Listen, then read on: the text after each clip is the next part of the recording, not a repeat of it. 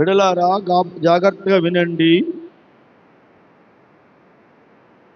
దేవుని ప్రజలు దేవునికి ఎందుకు వ్యతిరేకంగా ఉన్నారు? దేవుని ప్రజలు దేవుని దృష్టికి దోషులు ఎందుకు అయ్యారు? క్రైస్తవులమైన మనము దేవునికి ఇష్టంగా ఉన్నామా? ఆయన దృష్టికి దోషులుగా ఉన్నామా? ఆయన చెప్పినట్లు చేస్తున్నామా? మనకు నచ్చినట్లు మనం నడుస్తున్నామా? న్యాయాధిపతిగా దేవుడు ఇశ్రాయేలు ప్రజలు నడిపిస్తున్న రోజుల్లో ఇశ్రాయేలు ప్రజలు దేవుని మాట వినక విచ్చలవిడిగా తిరుగుతున్నారు.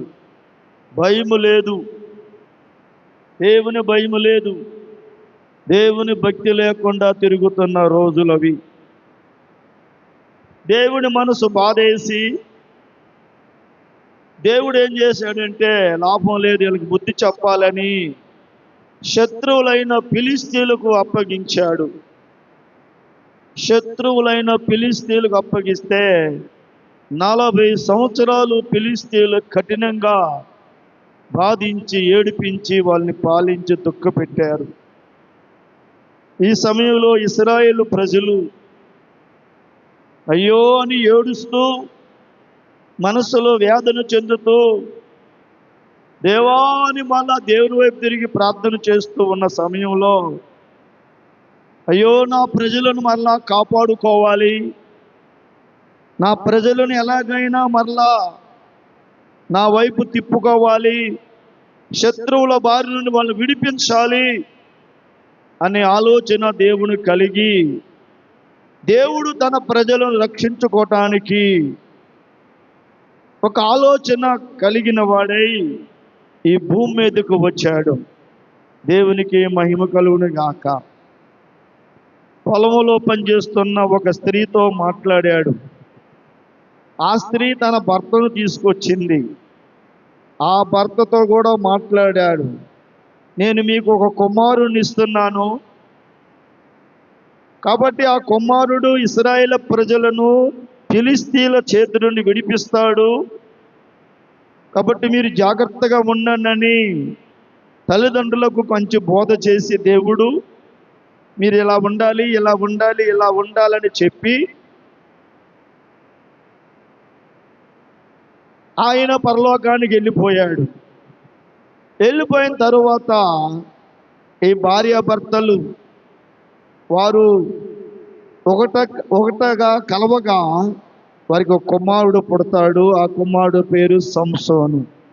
దేవునికి స్తుతి కలుగును గాక. దేవుడు చెప్పినట్టుగానే వారికి ఒక కుమారుని ఇచ్చాడు. ఆ కుమారుడు పేరు సంసోను అని పేరు పెట్టారు. న్యాయాధిపతుల గ్రంథము 13వ అధ్యాయము 24-25 వాక్యములో ఏముందో ఒకసారి చదువుకుందాం.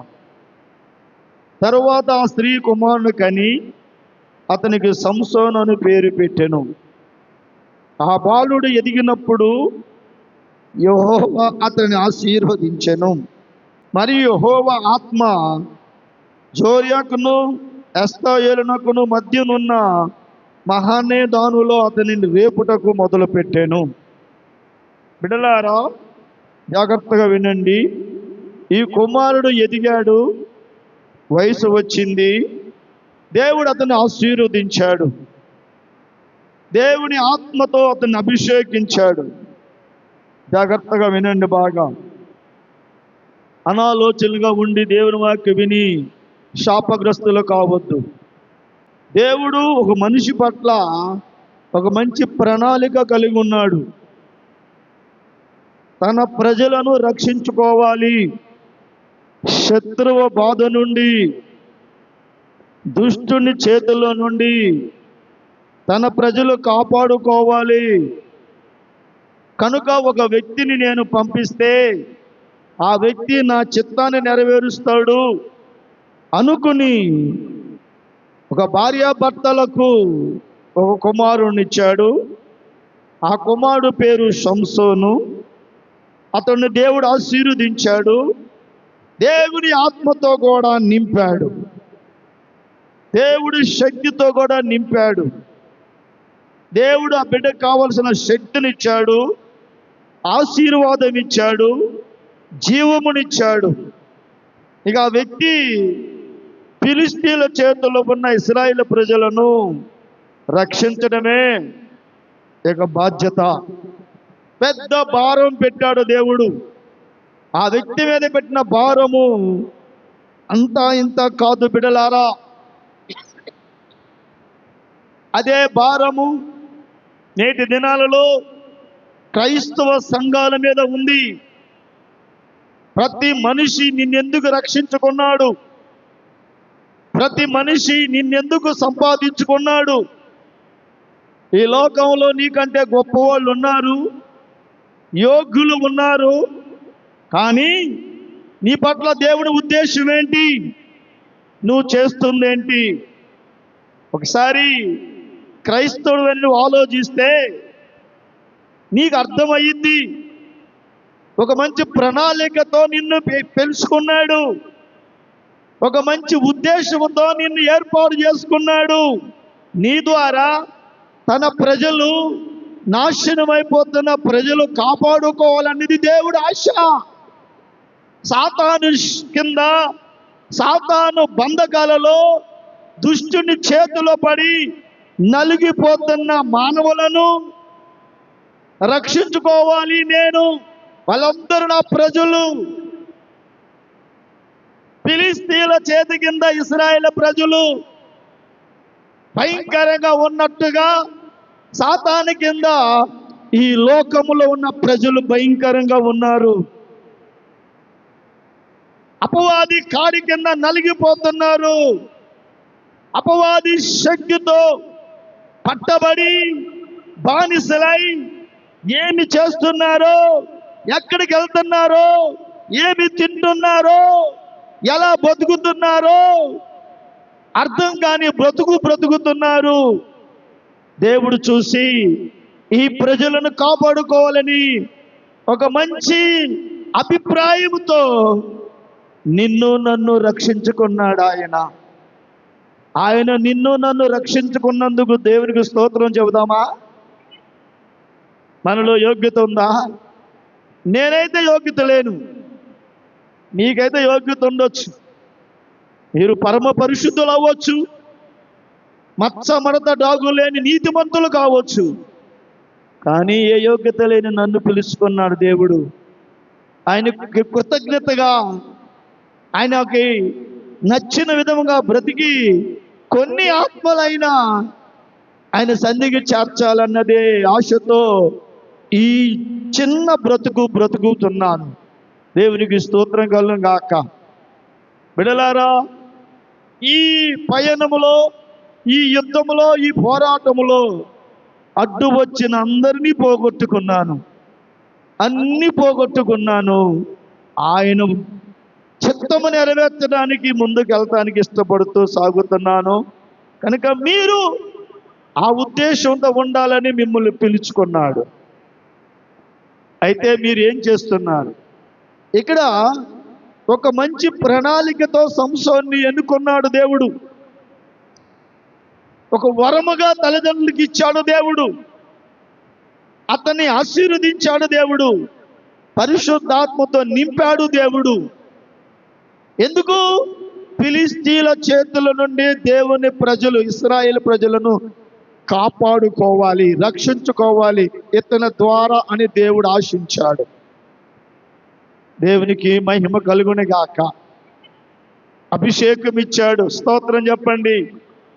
ఆత్మనిచ్చాడు, స్తోత్రం చెప్పండి. బలమునిచ్చాడు, స్తోత్రం చెప్పండి. ఈ వ్యక్తి ఆత్మతో ఉన్నప్పుడు, దేవుని బలముతో ఉన్నప్పుడు ఏమేమి చేశాడో నేను మీకు కొన్ని విషయాలు చెప్తాను. మధ్యలో తన అభిషేకాన్ని పోగొట్టుకుని, ఆత్మను పోగొట్టుకుని, దేవుని చిత్తాన్ని చేయకుండా లోకంలో పాపములో పడి దొర్లాడి ఎలా దెబ్బతిన్నాడో నేను మీకు కొన్ని విషయాలు చకటగా చెప్తాను. మీరు మనసుని అర్థం చేసుకుని నడుచుకోవాలి. దేవునికి స్తుతి కలుగునే గాక. పిల్లలు పెద్దలు జాగ్రత్తగా వినాలా. దేవుడు తన సంకల్పముతో పిలుచుకున్న వ్యక్తిని ఆశీర్వదించాడు, అభిషేకించాడు. స్తోత్రం చెప్పండి. నిన్ను కూడా అలాగే పిలుచుకున్నాడు, నన్ను అలాగే పిలుచుకున్నాడు. మనకి ఆత్మనిస్తాడు, అభిషేకాన్ని ఇస్తాడు. కానీ చేయవలసిన పని ఏంటో చూద్దాం. ఒకటి, దేవుని ఆత్మతో నిండుకున్న సంసోను ఏమేమి పనులు చేశాడో ఒకసారి చూద్దాం. 14వ అధ్యాయం 5వ వాక్యములో చదువుకుందాం. అప్పుడు సంసోను తన తల్లిదండ్రులతో కూడా తిమ్నాతునకు పోయి తిమ్నాతు ద్రాక్ష తోట వరకు వచ్చినప్పుడు కొదమ సింహము అతని ఎదుటకు బొబ్బరించుచు వచ్చెను. యెహోవా ఆత్మ అతన్ని ప్రేరేపింపగా అతని చేతుల్లో ఏమీ లేకపోయినను ఒకడు మేకపిల్లను చీల్చినట్లు అతడు దాన్ని చీల్చెను. దేవునికి స్తుతి కలుగును గాక. హల్లెలూయా. ఒకటి, దేవుని ఆత్మ కలిగిన ఈ సంసోను ఏమి చేశాడు? కొదమ సింహము బొబ్బరించుకుంటూ ఎదుట వస్తుంటే ఏ మనిషి అయినా చేతిలో ఏమి లేకుండా చంపగలడా? అసలు ఏ మనిషి అయినా ఆ సింహాన్ని ఎదిరించగలడా? ఎదిరించలేడు. సంసోనుకి ఏమీ చేతిలో లేకపోయినా బొబ్బలు పెట్టుకుంటూ వస్తున్న సింహాన్ని దేవుడి ఆత్మ ద్వారా రేపి ఆత్మ ప్రేరేపణీయగా మేకపిల్లను చీల్చినట్టు చీల్చేశాడు. దేవునికి స్తోత్రం. ఇది ఒకటి. ఇంకా రెండవది 15వ అధ్యాయం 4వ వాక్యం. అతడు పోయి 300 నక్కలను పట్టుకొని దివిటీలను తెప్పించి తోక తట్టు తోకను తిప్పి 2 తోకల మధ్యను ఒక్కొక్క దివిటి కట్టి ఆ దివిటీలు అగ్ని మండ చేసి ఫిలిష్తీయుల గోధుమ చెరలోనికి వాటిని పోనిచ్చి పనలను, కుప్పలను, పైరును, ద్రాక్ష తోటలను, ఒలివ తోటలను తగులు పెట్టాను. రెండోది ఏం చేసేయండి? 300 నక్కలు పట్టుకుని ఏం చేశాడమ్మా? పట్టుకుని దివిటీలు తెప్పించి తోక తట్టు తోకను త్రిప్పి 2 తోకల మధ్య ఒక్కొక్క దివిటి కట్టి ఆ దివిటీలు అగ్ని మండ చేసి ఫిలిష్తీయుల గోధుమ చేలలోనికి పంపించి గోధుమ చెట్లను, పైరును, పంటలను, ద్రాక్ష తోటల ఒలివ తగులు పెట్టించాడు. ఇది మనిషి చేసే పని కాదు. దేవుడి శక్తి ఆ మనుషుల ఉండి చేయించిన రెండవ పని. 300 నక్కలు పట్టుకోవడం మాటలా. ఆ నక్కలు ఒకదానికి ఒకదాని తోక తిప్పి తోక కట్టి మధ్యలో దివిటి కట్టడం, ఆ దివిటి మన్నించి 300 నక్కలు ఎలాగ పంపించడం సామాన్యమైన పని కాదు, మనుషులు చేసే పని కాదు. దేవుడు ఆత్మ ద్వారా చేశాడు. ఇక రండి, మూడవది 15వ అధ్యాయం 15వ వాక్యం. అతడు గాడిద యొక్క పచ్చి దవడ ఎముకను కనుగొని పోయి చెయ్యి చాచి పట్టుకొని దాని చేత 1000 మంది మనుషులను చంపాను.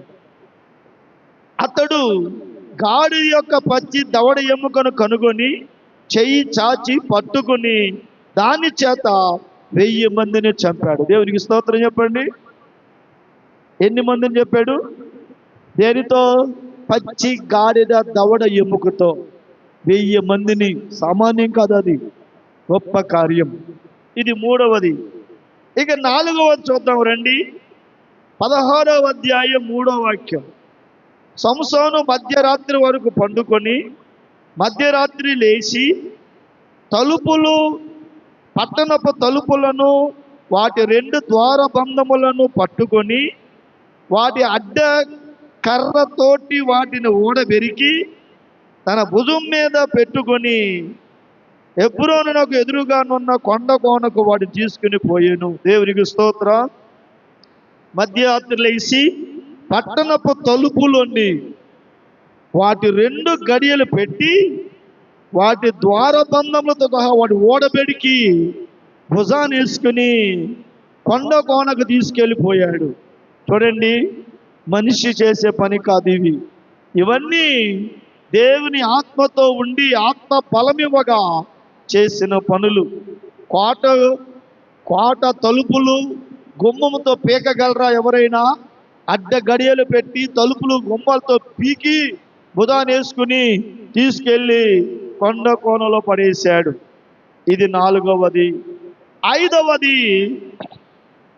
14వ వాక్యం, 15వ అధ్యాయం 14వ వాక్యంలో, అతడు లేహీకి వచ్చు వరకు ఫిలిష్తీయులు అతను ఎదుర్కొని కేకలు వేయగా యెహోవా ఆత్మ అతని మీద బలముగా వచ్చినందున అతని చేతులకు కట్టబడిన తాళ్ళు అగ్ని చేత కాల్చబడిన జనప నార వలె ఆయన. దేవునికి స్తోత్రం చెప్పండి. హల్లెలూయా. ఫిలిష్తీయులు వచ్చి సంసోను పట్టుకుంటానికి కేకలు వేయగా అతని చేతులకు కట్టిన తాళ్ళు అగ్ని చేత కాల్చబడిన జనప నార వలె కాలిపోయింది. దేవునికి స్తోత్రం. అభిషేకం ఉన్నప్పుడు, ఆత్మ ఉన్నప్పుడు, దేవుని బలం ఉన్నప్పుడు దేవుని మనిషి ఏ పనైనా చేయడానికి శక్తి కలిగింది. నీకు మాట చెప్పేదా? దేవుని అభిషేకము, దేవుని బలం ఉన్న సంసోను ఏమేమి చేశాడు చెప్పండి. 1, సింహాన్ని మేక పిల్ల వలె చీల్చాడు. 2వది 300 నక్కలు పట్టుకుని వాటి తోకలు ముడేసి వాటి మధ్య దివిటి పెట్టి వాటిని పైరు మీదకి, పంట మీదకి, పనల మీదకి, ద్రాక్ష తోటల మీదకి, ఒలివ తోటలు వదిలి అటన్నిటిని కాల్చేశాడు. 3వది పచ్చి గాడిద దవడ ఎముక దొరికితే దాన్ని తీసుకుని 1000 మందిని కొట్టేసి చంపేశాడు. 4వది మధ్యరాత్రి లేచి పట్టణం యొక్క తలుపులు గుమ్మములతో సహా పీకేసి బుధాన్ని వేసుకుని తీసుకెళ్ళి కొండ కోణంలో విసిరి పడేశాడు. 5వది కట్టేసిన తాళ్ళు అగ్నికి జనపనార కాలిపోయినట్టుగా చేతులుకున్న తాళ్ళు పట్టపట్ట తెంచేశాడు. అభిషేకం ఉన్నప్పుడు, దేవుని శక్తి ఉన్నప్పుడు, దేవుని బలం ఉన్నప్పుడు ఈ కార్యాలు చేశాడు. దేవునికి మహిమ కలుగును గాక. సరే, 16వ అధ్యాయము 9వ వాక్యం చూద్దాం ఒకసారి. ఆమె తన తొడల మీద అతని నిద్రపుచ్చి ఒక మనిషిని పిలిపించి దాని చేత అతని తల మీద 7 జడలను క్షౌరము చేయించి అతన్ని బాధించుటకు మొదలు పెట్టెను. అప్పుడు అతనిలో నుండి బలము తొలగిపోయెను. అప్పుడు సంసోను ఫిలిష్తీయులు నీ మీద పడుతున్నారనగా అతడు నిద్రలు మేలుకొని ఎప్పటి వలె నేను బయలుదేరి విజృంభించుకుందనెను. అయితే యెహోవా తనని ఎడబాసినని అతనికి తెలియలేదు. ఈ సంసోను, బాగా వినండి, జాగ్రత్తగా ఇక్కడ వినండి. ఎందుకు ఈ మాటలు చెప్తున్నానో క్రైస్తవులారా వినండి. నువ్వు జాగ్రత్త పడకపోతే ఏమి జరుగుతుందో చెప్తున్నాను వినండి. దేవుడితో ఆటలాడొద్దు, దేవుడితో యాలోకోలం కాదు. నిన్ను ఎన్నుకున్నాడు ఎందుకు? నిన్ను పిలుచుకున్న దేనికి? నిన్ను తన బిడ్డగా మార్చుకుంది దేనికి? నీ ఇష్టానుసారంగా నువ్వు తిరగటానికా? నీ ఇష్టానుసారంగా ఉండటానికా? వీడేం చేశాడు? ఈ సంసోను దెలీలా చేతిలోకి వెళ్ళిపోయి ఒక వేశ్య దగ్గరికి వెళ్ళిపోయి వేశ్యతో సాంగత్యం చేస్తూ, వేశ్యతో తిరుగుతూ, అపవిత్రపరుచుకుంటూ వేశ్య చేతిలో పడిపోయాడు. ఆ వేశ్య మాటలకి, ఆ డబ్బు వ్యామోహంతో నిండిన దాని మాటలకి వీడు పడిపోయి తన బలము దేంట్లో ఉందో వివరంగా చెప్పేశాడు. క్రైస్తవుడా, నువ్వు ఏ విషయంలో పడిపోతున్నావు? దేవుని వెనకబెట్టి. అసలు దేవుని భయం నీకుందా? వీడికి దేవుని భయం ఉండాలి కదా.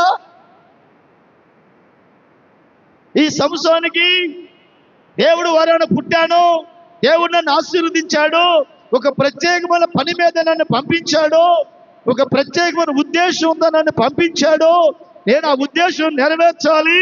ఈ వేశ్యలతో, ఈ పనికిమాలాటలతో, ఈ పనికిమాల సంగతి. వేశ్య అంటే ఇక్కడ లోకం అని అర్థం. వేశ్య అంటే ఇక్కడ లోకము. నువ్వు లోకంలో ఎలా తిరుగుతున్నావు?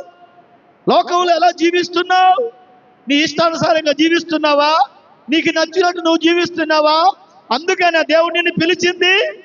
అందుకనే దేవుడు నీకు కృపనిచ్చింది. క్రైస్తవుడా, నువ్వేం చేస్తున్నా?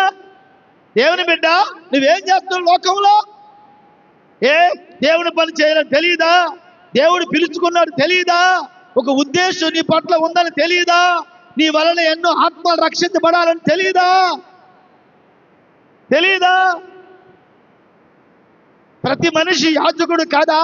ప్రతి మనిషి రాజు కాదా? యాకోబు పత్రిక, పేతురు పత్రిక 1 పేతురు 2:9 ఏముంది?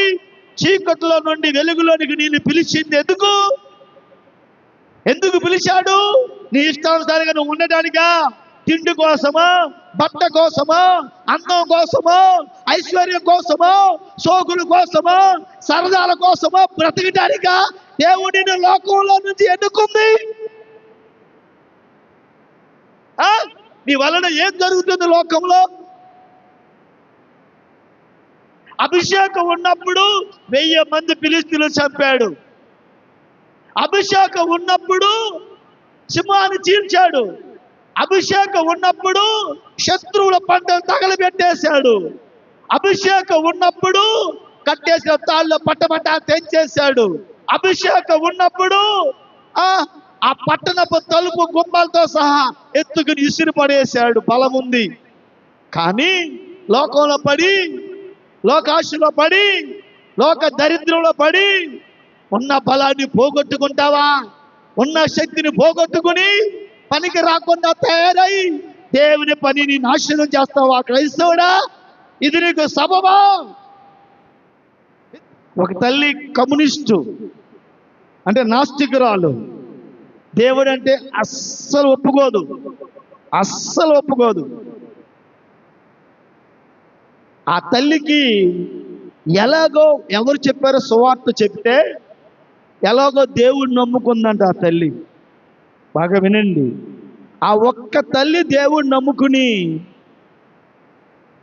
ఆమె ఉద్దేశం ఏంటంటే, నా ఊరంతా మార్పు చెందాలి, లేదని నన్ను తీసుకెళ్ళిపో ప్రార్థన. నా ఊరు మార్పు చెందకపోతే నన్ను చంపేయి, లేదా నా ఊరన్నా మార్చు. నా ఊరన్నా రక్షించు, లేదా నన్ను చంపేయి. ఆ వృద్ధాప్యంలో నా తల్లి ఇదే ప్రార్థన. ఆ తల్లి ప్రార్థన దేవుడు కొన్నాళ్ళు విని ఊరిలో సగం మంది మారిపోయారంట. దేవుడికి స్తోత్రం చెప్పండి. సగం మంది. జార్జ్ మొల్లర్ గారు ఒక వ్యక్తి కోసం 16 సంవత్సరాలు ప్రార్థన చేశాడంట. 16 సంవత్సరాలు ఒక వ్యక్తి కోసం. ఆ వ్యక్తి మారాలని 16 సంవత్సరాల ప్రార్థన. అసలు నువ్వు ప్రార్థనలో గడిపే మనిషివేనా? నీ కుటుంబం నాశనం అయిపోతుంటే కనీసం మోకరించి ప్రార్థన చేయలేవా? జాన్ వెల్స్లీ గారి యొక్క తల్లి గారు సుసన్న వెల్స్లీ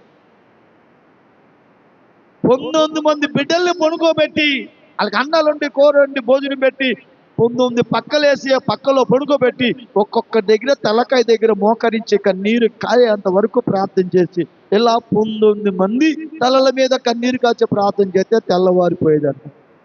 మరలా లెగిసి మళ్ళీ ఎప్పుడు నిద్రపోయేది ఆ తల్లి? అలాంటి తల్లి ప్రార్థన విని దేశాన్ని ప్రపంచాన్ని తల్లకిందులు చేసిన జాన్ వెల్స్లీ గారు, చార్లెస్ వెల్స్లీ గారు, ఆ కుటుంబంలో మంచి భక్తులు లేపలేదా దేవుడు? నేనంటున్నా, మీరు క్రైస్తవులైతే ఏది మీ ప్రార్థనా శక్తి? ఏది మీది ప్రార్థనా బలం?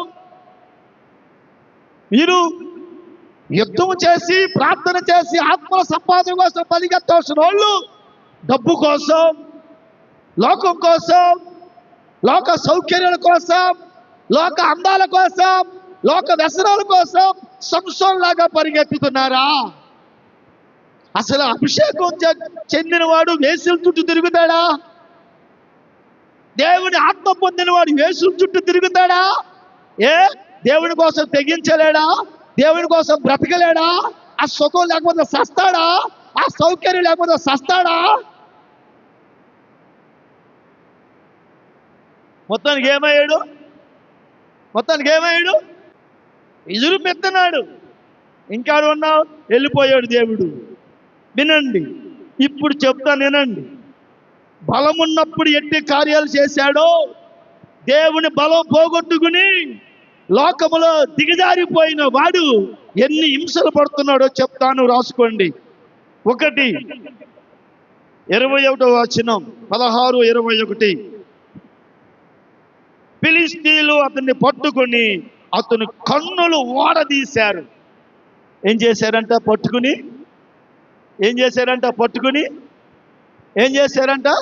కన్నులు ఓడదీశారంట. ఎవడు పట్టుకున్నాడు? ఎవడు పట్టుకున్నాడు? ఫిలిష్తీయులు ఒక బలాఢ్యుడైన సంసోన్ని పట్టుకున్నారు. అసలు సంసోన్ని పట్టుకునే దమ్ము ధైర్యం ఉందా ఫిలిష్తీయులకి? లేదు. కానీ ఇప్పుడు ఉంది. ఎందుకని? ఉన్న అభిషేకం పోయింది కదా, ఉన్న బలం పోయింది కదా, ఉన్న దేవుడు పోయాడు కదా. దేవుడు పోయిన తర్వాత మనిషి ఎలా తయారవుతాడు? మూర్ఖులుగా తయారవుతారు. అస్సలు మాటండ్రు, చెప్పితే ఎదురు తిరుగుతారు. అరే దైవజనుడు మాట చెప్పాడురా, లోపడతావు అనే ప్రసక్తి ఉండదు వాళ్ళకి. ఒక మాట చేత 4 మాట ఎదురు మాట్లాడే రకాలు వాళ్ళు.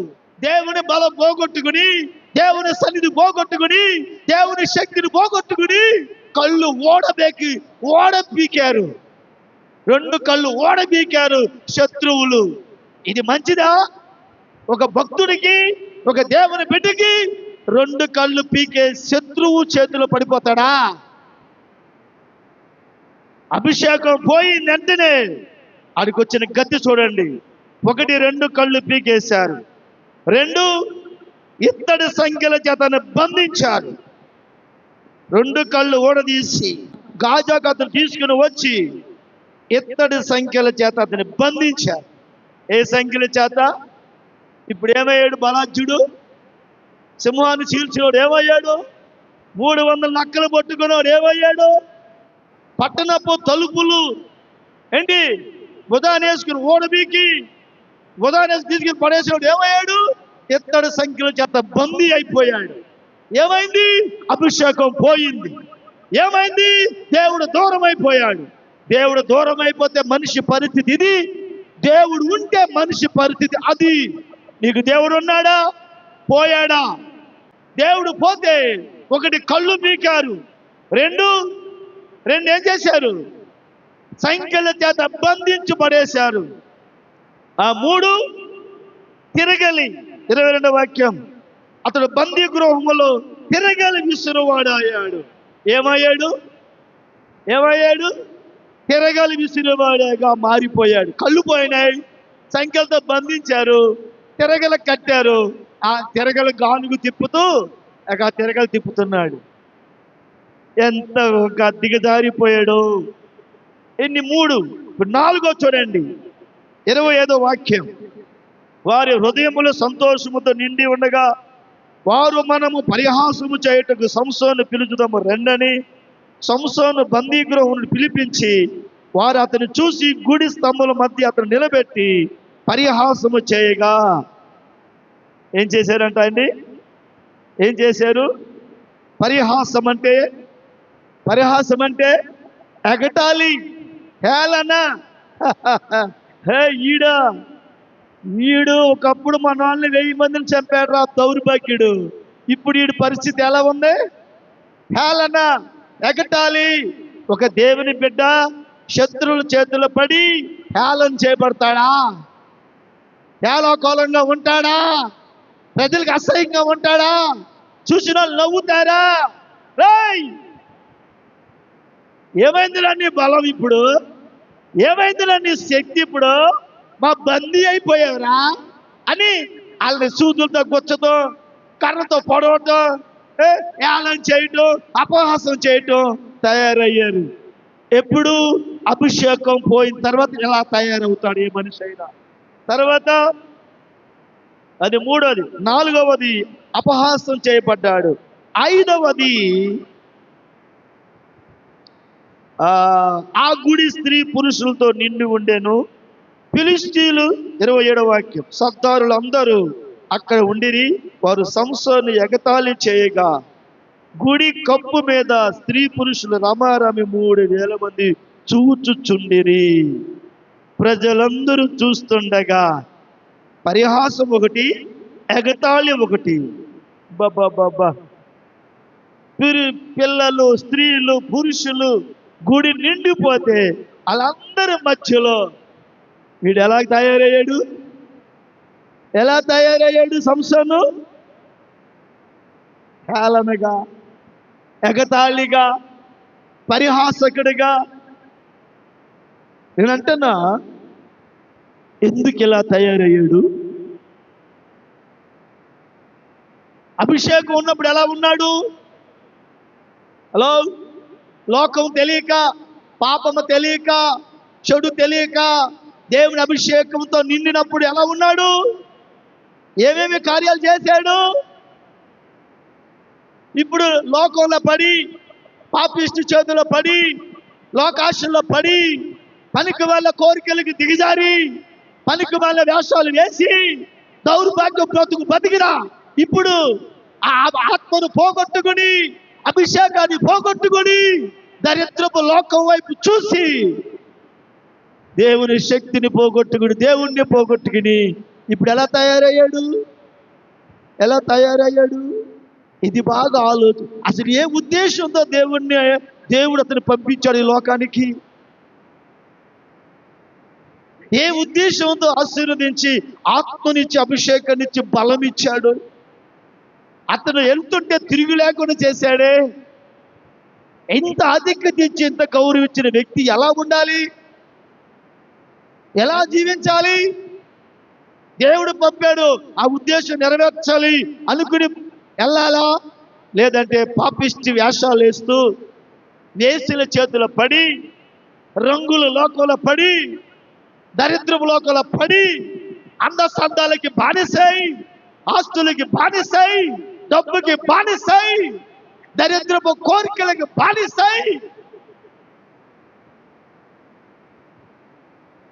ఈరోజు ఉన్న బలాన్ని పోగొట్టుకుని, ఉన్న అభిషేకాన్ని పోగొట్టుకుని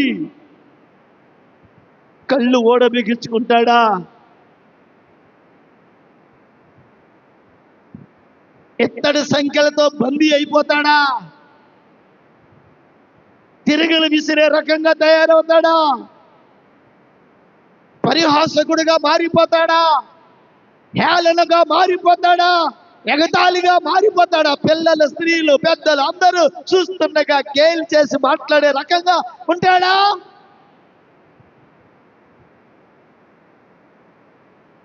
చెప్తున్నాను వినండి. దేవుడితో ఉన్నంత వరకు మంచే, కానీ దేవుడు నిన్ను వదిలిపెట్టేశాడా? నీ బ్రతుకు ఎలా తయారైందో తెలుసా? నువ్వు పొందిపోయావు దరిద్రం రకం. ఎంతమంది నీ వెనకాల నాశనం అయిపోతారు తెలుసా? అసలు నీకు బుద్ధి ఉండాలా? ఏంటా బుద్ధి? అసలు నీకు ఆలోచన ఉండాలా? అరే, నా ఊర్లో, నా జనాంగంలో నాకంటే గొప్ప వాళ్ళు ఉండగా వాళ్ళందరికంటే దేవుడు నన్ను ఎందుకు ఎన్నుకున్నాడు? ఆ బుద్ధి ఉందారా? హలో, ఉందా? ఆ మనసు ఉందా? తినంటున్నా. ఈరోజు చచ్చినా పెద్ద పెద్ద పెద్ద పెద్ద గొప్ప ఏం లేదు, చచ్చిపోయిన పెద్ద నష్టం ఏం లేదు, పరలోకానికి వెళ్ళిపోతాం. అంతేగాని దేవుడిని దేవుని వెనక పెట్టి నీచంగా తయారయ్యి దౌర్భాగ్య బ్రతుకులు బతకండిరా. ఏ ప్రార్థన చేయలేవా? ఇంట్లో కూర్చుని ప్రార్థన చేయా, నా బిడ్డ మార్చయ్యా. 16 సంవత్సరాలు జార్జ్ ముల్లర్ ఒక వ్యక్తి కోసం ప్రార్థన చేశాడంట. నువ్వు ఎవరి కోసం ప్రార్థన చేస్తున్నావా? ఈ వ్యక్తి మారాలి అని దృష్టిలో పెట్టి ఆ వ్యక్తి కోసం రోజు గోజాడుతున్నావా? ఈ ఊరు మారాలి గోజాడుతున్నావా? ఈ దేశం మారాలి గోజాడుతున్నావా? నీ కుటుంబం మారాలి గోజాడుతున్నావా? నీ కులం మారాలి గోజాడుతున్నావా?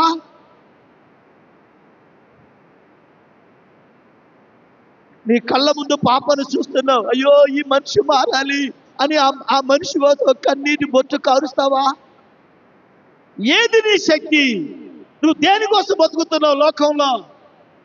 దేవుడిని ఎందుకు పిలిచాడో, ఏ ఉద్దేశంతో పిలిచాడో, ఏం చేయమని పిలిచాడో? ఇప్పుడు తిండి డబ్బు బట్ట, సోకులు చేసుకోవటం, మంచి మంచి తిండి వండుకు తినటం, మంచి మంచి ఏంట్రా నీ బ్రతుకు?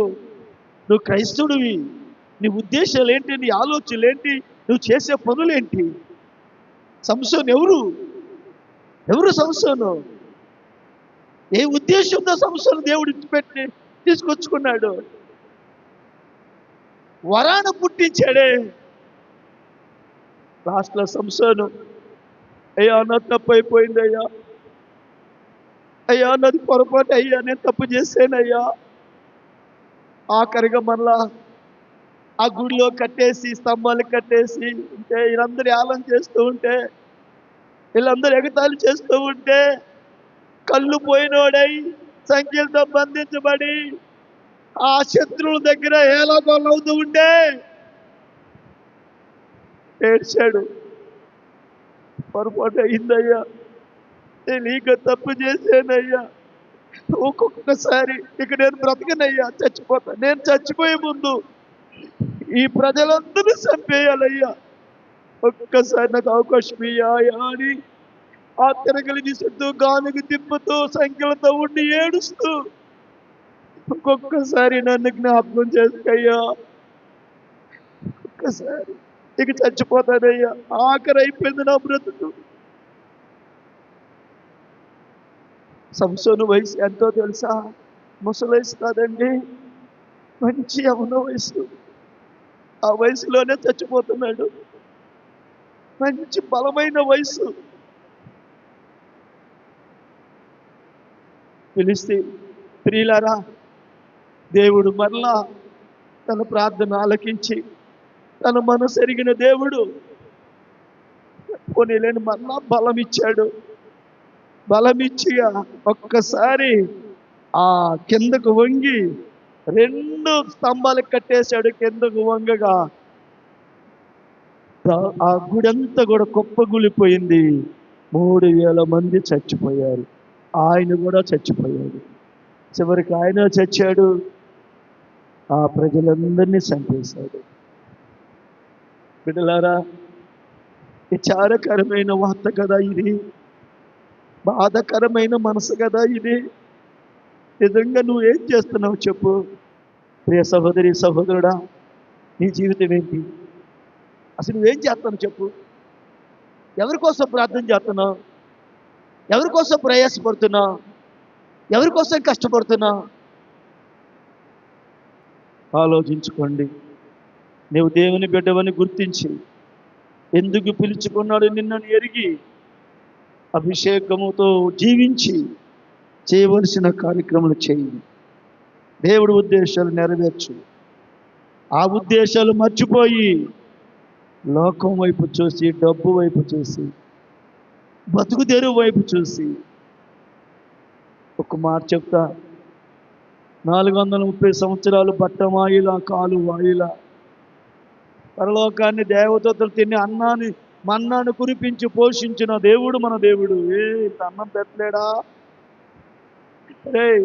అన్నం కోసం దేవుని వదిలేసి, దేవుని పని వదిలేసి లోకంలోకి వెళ్తారా? ఎంత దౌర్భాగ్యం క్రైస్తవుడికి. దేవుడు చంపేసేవాడా? అసలు దేవుడి మీద మనసు ఉందా? అసలు దేవుడి మీద ఆలోచన, ఆ విశ్వాసం ఉందా? దేవుని పక్కన పడేసి లోకం కోసం, డబ్బు కోసం, సంపాదన కోసం, బతుకు తెరువు కోసం వాళ్ళు ఏం చేద్దాం అది చేస్తారా? ఆ పాపిష్టి మనుషులు వాళ్ళ చేతి కింద కీలు బొమ్మలు అయిపోతారా? పౌలు గారు అంటాడు బైబిల్లో, నేను క్రీస్తుకి మాత్రం దాసుని, మనుషులకు దాసుని కాను. మనుషులు సంతోష పెట్టేవాడిని అయితే నేను దేవుని సేవకుని కాను, దేవుని బిడ్డను కాను.